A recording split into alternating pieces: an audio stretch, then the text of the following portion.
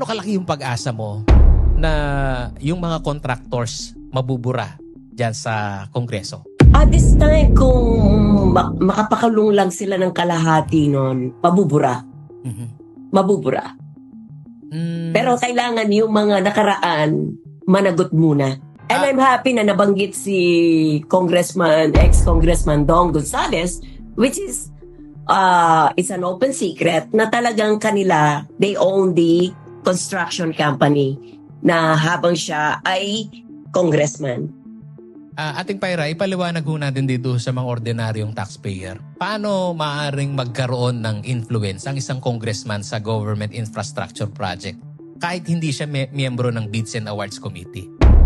Sa inyong naririnig. Kasi sila yung nag-a-aproba ng national budget. Mhm. Should lawyers linked to contractors be required to inhibit from budget deliberation involving Exactly. infrastructure projects? Or in the hindi ka district? dapat pumasok sa kongreso, sa serbisyo, mayor ka man, senador ka man, congressman ka man, governor ka man, wala dapat pumapasok sa kontrata. Pero ito, kalakaran May conflict of interest pa rin kahit ano pang sabihin nila.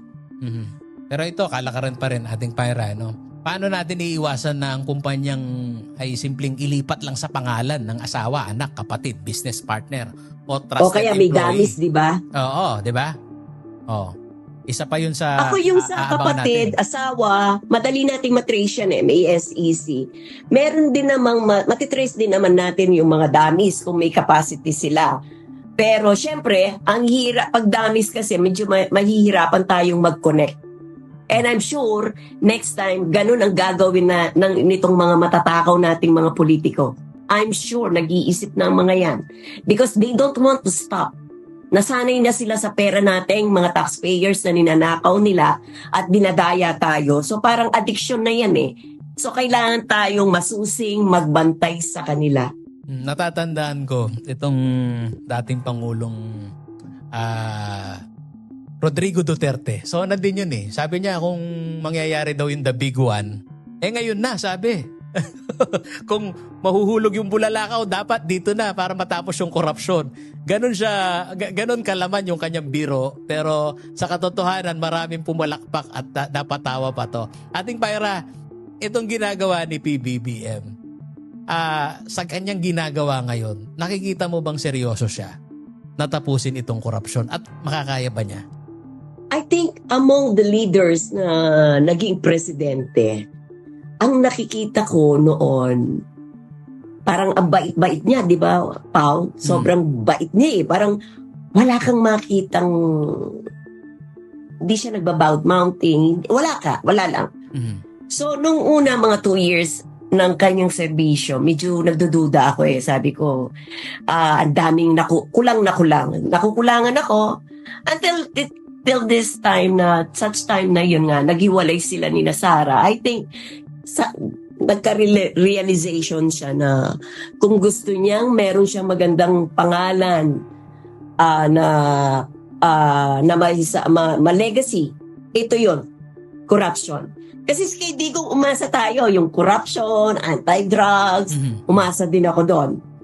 So wala tayong nakita eh. This time, hindi naman siya nangako nung kampanya na laban siya sa corruption. So, at least, itong 3 years na natira sa kanyang term ay yung corruption pa rin, yung corruption ang binuksan niya. So which is, for me, sa ating mga Pilipino, hindi lang para sa akin, na nagbabayad ng tax, well, of course, bago sa atin ito. At nakita na natin, within a year, meron nga namang nakukulong. Imagine, Marcoleta nakulong. Bong Revilla, yun, balik-balik na yan. Mga balik-balik eh. So yan ang mga pinakawalan ni Digo. But this time, mga big fish ang ating ine-expect na magsama-sama sa kulungan. So, kulang pero kesa naman sa wala, Pao. Kay Duterte, wala eh. Mabigat So, yung okay na rin terminong kaysa... tayo. Ating Pyra, mabigat yung terminong binitawan mong kaysa naman sa wala. Pero gusto nating sundan yon. Yung mahiya naman kayo, anong expectation ninyo dito sa fifth SONA niya na nakarugtong? I think yung mahiyak naman kayo last year, siguro this time, mas didiinan niya. Mas didiinan niya. I'm expecting na didiinan niya mamaya ang kanyang pronouncement against corruption.